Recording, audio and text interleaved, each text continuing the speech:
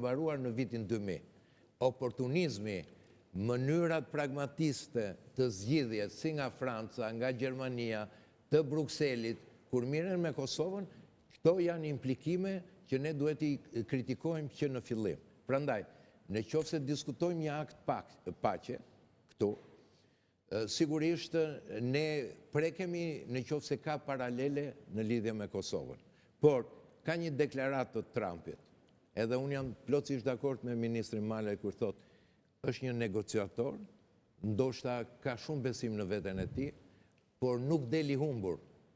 Nuk duhet paragjykuar, sepse do të krijojë të risi kredibilitetin. Ai e thot hapur, Amerika është në kohën e saj imperialiste. Domethënë, të zgjerimit të influencës, nuk e pranon më atë që ka. Vim në disa element pak më konkret. Bisedimet do zhvillohen në linjën e mesme. Aty mungon edhe Ukraina, mungon edhe Europa. Do t'jem pjesë më vonë. Jo, kanë qenë, shiko, tani arti negociatave shkencë më njanë.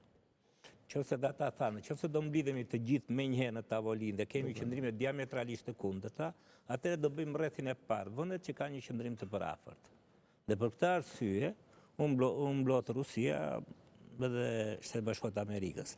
Tani me arritjen e një negociate të parë, lehtësohen mundësitë që të ketë më shumë pjesëmarrës në tavolinë, ku patjetër për mua, përveç Ukrainës që ka të lishme, duhet jetë edhe Bashkimi Evropian, sepse këto janë sfida gjeopolitike. Ti paguan një kosto, direkte dhe indirekte, për një gjë që nuk e bën vetë. Kështu që në këtë aspekt, unë them që rrethi do zgjerohet. E dyta është ajo që ne i themi game theory. Ata provokojnë njëri tjetrin. Dhe arsytojnë, çfarë vendimi mund të marrë Putini që është më i mirë për ne, duke mos e ditur se çfarë mendojmë ne për vendimin që do marrim. Dhe bëjnë këtë, shkëmbejnë diplomat, shkëmbejnë shefa stafes, shkëmbejnë ushtarak të nivelet larta që kanë kredibilitet, derisa arrin në një pikë për të bërë një draft marrëveshje. Po që patjetër Europa, pasi se unë lexoj artikuj shumë kritik për Europën, shumë kritik, që nuk përputhet me realitetin politik dhe ekonomik të Europës, po duket është edhe ai fokusi që tham, Amerika është fokusuar te Rusia. Por nuk mendoj që Amerika do ta humbasë Europën si partner strategjik. Okej, e gjitha kjo mbetet për të parë, po citoj vetëm 2-3 element për të kaluar më pas në diskutimet e tjera. Meçollari, shefi kabinetit të Zelenskit, çfarë thot? Vijat e kuqe të Ukrainës, ai ka folur për vijat e kuqe të Ukrainës, dhe thot, Ukraina nuk diskuton statusin neutral dhe zvogëlimin e përmasave të forcave të saj të armatosura. Ne kur nuk do njohim asnjë territor të pushtuar përkohësisht si rus. Mundet Ukraina ta mbajë këtë qëndrim deri në fund? Ai që do firmos do varet ditën tjetër mes Kievit. Është rregull bazë. Kush firmos dorëzim territori, varet ditën tjetër. Pra po thuaj që kjo paqe nuk ka shanse. Është problemi. Ju po thoni që kjo paqe nuk ka shanse, sepse Rusia ka kushte kryesor, dua këto territore. Duhet të vim te baza e nisjes. Nuk i lëshoj atëherë s'ka. Duhet të vim te baza e nisjes. Te baza e nisjes. Në qoftë se ne nuk arrim të vim te quhet paqe e gjatë, e qëndrueshme dhe e drejtë, por nuk artikuluam. Çfarë quhet paqe e gjatë, e qëndrueshme dhe e drejtë, nuk arrim do të ndajmë se cilat janë vijat e kuqe të njërës dhe të tjetrës. E para, paqe të qëndrueshme nuk ka paqen e drejtë. Nuk mund të ketë pa drejtësi. Çfarë është e drejtë sipas jush? Paqe e drejtë do të thotë, 1. Të zbatohet parimi i vetëmbrojtjes, që do të thotë lirimi të gjitha territoreve. Në 51 i kartës Kombeve të Bashkuara. Bijem dakord 22 shkurti 24 shkurti 2022 ishte akt agresioni. Bijem dakord? Patjetër. Kjo do të thotë, atëherë këtu fillon analiza. Ishte agresion apo jo? Nëse ishte agresion, fillojnë pasojat. E para, në 51 jep të drejtën e vetëmbrojtjes dhe marrjes së gjithë territoreve. E dyta, kush e ka përgjegjësinë për datën 24 shkurt 2024? Ka përgjegjësi ligjore. Kush e vendos këtë? Akti agresioni, akti agresioni. Sepse ky diskutim u bë dhe në zyrën ovale, ishin shumë analizë amerikanë që hodhën për pyetjen, a e ka të qartë Trump se kush është agresori? Akti agresionit në drejtën ndërkombëtare quhet krim në paqen ndërkombëtare, është i kriminalizuar si akt të çonë në burg, ai që ka dhënë urdhrin, është në do vesh në gjykatë. Cila gjykate bën këtë? Gjykata ndërkombëtare, gjykata penale. Okej. E parë. Tjetra, problemi është kush do t'i paguaj dëmet e shkaktuara ndaj viktimës? Kush shkakton një dëm, do ketë dhe dëm shpërblim. Kush do i paguaj? Historia e dëshpërblimit e dim nga Gjermania, ato do falen, nuk do rinë tani më bërë Dhe këtë, më bërë e atë, treta, do shikojnë nga Austria. si do të sankcionohet, si do të parandalohet në të ardhmen mos ndodhja një akti tillë. Pra, nga Kështu do vjen sankcion? Kështu si e shtroni ju, Pse? Jo, paqja. si është problemi, duhet të kuptojmë. Kjo nuk është teori që ka dalë sot, ka 80 vjetë, ka qenë mbas luftës botërore, kështu u zbatua. Po në base është duke u sulmuar kjo teori, nuk mendoni që po sulmohet kjo teori tani? Pikërisht në këtë negociat? Jo gjithmonë kështu, general. Më thuaj një rast. Shtara ky Ja për shumë, analistët amerikanë flasin për çështjen e Koreve. Do më thënë, intervencionin që u bën në Kore, asnjë nuk i mohon Kores që të bashkohet një ditë, se janë teritorit e saj, por janë ndarë në dy. Edhe analiza bëhet që ne po ndihmojmë pjesën tjetër që mos shfaroset fare të Ukrainës të bëhet Korea e Jugut, le të vazhdoj diktatura, si që ka bërë ai Koktuli atje në Korenë e Veriut, me armë për ta more. Mos ta ngatrojmë, Korea dhe Vietnam janë ndarë mbas luftës botërore. mund të them diçka. Pas luftës botërore, po pse ne ku jemi? Të flas Aldo një. Teoria e paqes që nuk është elaboruar sot. Mirë, dy gjëra të vogla, se ndaj mirë kuptim. General, qëndrojmë ke shanset e para ne paqes duhet duke pasur të parasysh dim situata. kontekstin historik. Që ju e dini më mirë se mua.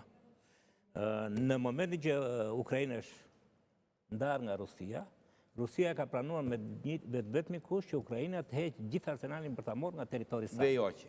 Iku. E dyta, Rusia, Ukraina konsideron Rusia, Ukraina e thot e krijuam ne si shtet. Ne e lejuam që u nda nga ne. Kur janë bërë marrëveshje, se kështu janë ato marrëveshjet e mëdha në Jalte në këto. Jo, kur është ndarë Rusia, kur është ndarë Ukraina, ishte Bashkimi Sovjetik, nuk ishte Rusia. Mirë, Bashkimi Sovjetik, po Bashkimi Sovjetik ka në qendër Rusin, nuk ka as Ukraina, as Bielorusin. Kjo e mban, si thua, atësinë e Bashkimit Sovjetik. Rusia nuk e mban fuqi tjetër brenda saj. Po pra, po... Iku, e dyta, Rusia përdori të njëjtën gjë që po përdoret në vendet e tjera. Duke qenë se në ish Republikat Ruse ka vende që kanë përqindje të madhe rusfolës, kjo është, si thuash, instrumenti më i lehtë i Rusisë për t'i provokuar këto vende. Hapësirat ruse. Dhe ajo e provokoi Ukrainën duke thënë që ju po shtypni të drejtat e njerëzve tanë. Dhe më kryesorja, që janë me ambasadorin, dhe diplomacia shqiptare duhet të jetë shumë aktive, jo për të bërë deklarata këtu me njëri tjetrin, por në aspektin ndërkombëtar, është fakti se Rusia, sa herë që akuzohet pse ka pushtuar teritore të Ukrainës dhe ato teritore kanë të drejtë të shkëputur, përdor si model Kosovën. Argumenti Putinit. Do t'jap vetëm një argument. Një argument që Vetëm duhet të një. shkojë në publicitet. Të gjitha këto që that janë të vërteta. Po, Rusia ka firmosur protokollin e Budapestit në vitin 1994, që një integritetin territorial të Ukrainës duke përfshirë dhe Krimen. Në çfarë viti? Në 94. Po, ka kaluar 30 vjet thot ai dhe ka ndryshuar raportet brenda Ukrainës. Nuk ka ndryshuar. Po këto janë teza që bëjnë diplomacia. Minsk 1, Minsk 2 ka ndodhur mbas Krimes. Okej, me çfarë lutem, mos e bëjmë kaq teknike. Një pyetje kam për gjithë tani, një përgjigje të shkurtër. Mendoni që paqja po vjen bumçi dhe mendoni që po vjen me kosto për Ukrainën vetëm? Paqja patjetër nis me një armë pushim dhe me uljen tavolinë. Pra këtu është një lajm i mirë. Të dy palët janë të lodhura, nuk mund vinte paqja as qytetarët Ukrainës nuk do e pranonin që vitin e parë. Shumë e drejtë, do quhej një qeveri, një president tradhtar. Edhe sot, edhe mbas 6 vjetësh. Patjetër. Por sot kemi Ukrainës që nuk shkojnë në front. Kemi me miliona refugjat në Europë që nuk duan të kthehen në vendin e tyre. Nuk ulet mosha e rekrutimit ushtarak, se do ketë reagim. Por kjo është shoqëria ukrainase. Janë njerëz që kanë rezistuar përtej çdo parashikimi. Pse sot ka një pjesë 80% Ukrainës pa pushtuar është fal qytetarëve Ukrainës rreth parë që rezistuan dhe ndihmës perëndimore amerikane kryesisht. Tani duket se po sakrifikohet Ukraina për këtë paqe? Do sakrifikohet Ukraina. Pyetja është, a mund ta vazhdojë Ukraina këtë betejë? A mundet bota të vijojë në këtë luftë? Se kjo është pyetja, kjo nuk jemi në një botë ideale. A është një precedent që duhet vendosur, dorëzimi territoreve pas agresionit? Jo, nuk është një precedent, është një precedent i rrezikshëm, por pyetja është që ke të bësh me një fuqi të madhe botërore. Dhe ti nuk mund të hapësh luftë totale me një fuqi botërore, por ti duhet ta lodhësh që mos i shkoj mendja ta bëj për herë dytë. Sepse sot Rusia, Për garancisht kemi sot që Rusia është në të fikë. sepse Rusia u detyrua të marrë ushtar korean. Sepse Rusia nuk bënte mobilizim total, se kishte frikë reagimin e brendshëm. Rusia ka humbur nga ana ekonomike se është varur te Kina dhe kishte marrëdhënie speciale me Perëndimin. Rusia ka zhbër imazhin e saj publik. Rusia mbajti gjallë Rusia mbajti gjallë Asadin. Pra, Asadi është një kriminal që vrau rreth 300.000 jetë të humbura dhe e mbajti në këmbë. Okej, po tani Kjo s'ka Rusi, zgjidhje tjetër. në këtë situatë si është bota sot, Kjo është zgjidhja më e mirë, po them. e vetmja zgjidhje tjetër është të vazhdosh të financosh luftën dhe pyetja është me çfarë ushtarësh, se fronti në Ukrainë ka mungesë të ushtarëve ukrainës. Në fakt, një video gjironte sot në rrjet tregonte se si një baba me fëmijën aty brenda dhe bashkëshortën e tërhiqnin forcat për ta marrë, për ta rekrutuar Të në dyja ushtri. palët kanë probleme. Shiko, duhet të jemi realist për një gjë. Palët të dyja kanë probleme në front. Kuptohet që Ukraina sot është më e dobët se sa dje për shkak të sanksioneve që ka marrë nga Shtetet Bashkuara. Atëherë pyetja është e njëjtë, ju lutem konciz, po sakrifikohet Ukraina, paqja po, por me kostot e Ukrainës? Dhe duhet të pranojmë, shiko, unë në fakt kam atë idenë time çfarë po ndodh dhe do ta them. Mua më duket se presidenti Trump, po të shikojmë të njëjtat pretendime që ka Rusia në Ukrainë, ka dhe presidenti Trump në Groenland dhe në Panama. Të njëjtat pretendime ka. Dua Groenlandin dhe nuk përjashtoj. Panamaja është kanal. Jo, një minutë. Ka deklaruar dhe nuk përjashtoj përdorimin ushtarak. Sido që dhe arritën marrëveshjen u tërhoqën në kompanitë kineze, nuk një kanal me Jo, një po shtet nuk përgatiten, barazohet. janë po përgatiten lajmet Bile, tonë. nuk ka thënë me luftë, ka thënë ta blej. Jo, për t'i nuk po krijuar mirëqenie dhe përgatiten, gjitha. nuk përjashtoj Okej, përdorimin Groenland. ushtarak. E ka pjesë të... Atëre, le të dalë. Shiko, presidenti Trump do dali i fituar në qoftë se do të vazhdojnë këtë. Pse? Çfarë do të bëj? Nuk do të bëj gjë tjetër veç se do të kaloj rendin botëror nga një rend i kodifikuar mbi norma dhe parime që kemi sot, në një rend të bazuar mbi vendimin e fuqive të mëdha. Po, ajo ka vajtur tani. Jo, nuk ka vajtur akoma. Ja ta shpjegoj. General, një gjë të vogël. Historia e zhvillimit njerëzor si shoqëri ka filluar nga tribut, kartë e klanet, kartë e nivellat, kartë e familje, kartë e shoqëria.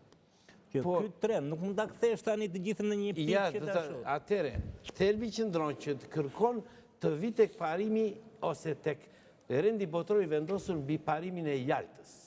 Folën për Fuqitë e mëdha vendosin për të vegjëlit se Unë çfarë atë do kam ndodh. shqetësim, a do vjen këto negociatat e Jalta? Pikërisht, dhe e gjithë negociata që po zhvillohet sepse në fakt kushtet e marrëveshjes së paqes u vendosën përpara se të fillojnë bisedimet.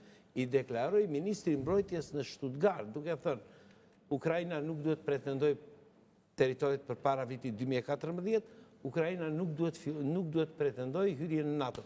Këto u deklaruan për. Pra, teoria është që Putini është aktor i cili nesër bashkë me presidentin Trump do vendosi jo vetëm për fatet e Ukrainës, po dhe fatet e tjera. Më fal, Eni ka vetëm një përgjigje. Po mirë, atëherë pse Europa kur është kaq ka një ide ndryshe dhe po ja edhim Trumpit bashkë me presidenti Biden, pse nuk i dhanë armatim të fuqishëm raketa për të shkatruar Rusinë? Pse nuk e bëri? Pse nuk e bëri kjo Europë që duhet luftonte për parimin? Edhe për paj, po kundër agresorit, si se bëri? Atëre kjo është një çështje e llogaritjes. Kjo është çështje e llogaritje. Që ta dobësosh, por jo ta çosh në pikën që të përdori të gjithë fuqinë ushtarake kundër teje. Ta sakrifikojnë, kjo është teza e... Ambasador, kam respekt, por teoria të dy presidentët, si Biden dhe Trump, kundërshtar kanë Kinën. Kjo është e vërtetë. Por taktika mbi të cilën ata vepruan për të neutralizuar Kinën është e ndryshme. Biden nëpërmjet Ukrainës, Putin gaboj, sulmoj. nëpërmjet sulmit që bëri, gaboj. Dhe kjo do shfrytëzoj për eliminimin e fuqisë së Rusisë, jo për ndarjen. Pra, jemi në dy taktika të ndryshme. Kështu mund vazhdojmë gjatë. Po vjen paqja me kostot e kujt. Mala ideja ambasadori keni ngelur pas se kemi publicitet. Unë kam idenë që paqja Ukrainë-Rusi nuk do të jetë e mundur pa një zgjerim më të plot se çfarë do ndodh në gjeopolitikën botërore. Për shembull me çfarë Po tjetër? sepse kam parasysh faktorin europian, kam parasysh që Kina u lidh me Iranin dhe nuk e di me kështet tjetër, lidhur me marrëveshje armë bërthamore, dhe në fund lufta bëhet për pushtet ekonomik. Pra po thua nuk ka paqe së shpejti. Në qoftë do ketë armpushim, por paqja nuk do të jetë thjesht midis dy vendeve. Ky është këndvështrimi im. Unë them që parimet doruet nuk do shiten interesa, do ketë një kosto për Ukrajinën, por bëj një paralelizëm. Edhe Gjermania, kur u nda një formë pushtimi, ishte zona influence që erdhi Bashkimi Sovjetik dhe nuk lejoj. U ndan të dyja dhe ja ku u bashkuan. Pretendimet, perëndimi, Amerika, presidenti Trump nuk ka thënë që bile territorit e Ukrajinës nuk janë pjesë të sovranitetit të saj. Por shikohet me objektivitet dhe realizëm kushtet aktuale, se shumë e thjesht patriotizmit i bjem kështu dhe të vriten dhe një 20 milion tjerë, se janë jashtë asaj optikës tonë. Prandaj është në evolucion, është momenti i paqes. E di pse ka diçka pozitive, sepse ne testuam tek Irani. Gjithë bota, kur filloi konflikti, Izrael me Hamas, ishte e shqetësuar për a do përfshihej Irani në luftë, sepse Irani kishte 20% të energjisë. Dhe sot inflacioni ka filluar të rritet dhe do bëhet shqetësues edhe për presidencën Trump edhe për vendet tjera. Dhe një inflacion gjithnjë më i lartë për shkak të konflikteve dhe kostove për t'i përballuar ata, do të jetë një armë e madhe kundër popullsisë. Shkojmë në publicitet, do vazhdojmë të flasim për këto marrëdhënie të koklavitura gjeopolitike, të paktën kështu duken ato që nga momenti që Trump hyri në Shtëpinë e Bardhë, në gjithë lëvizjet që ai ka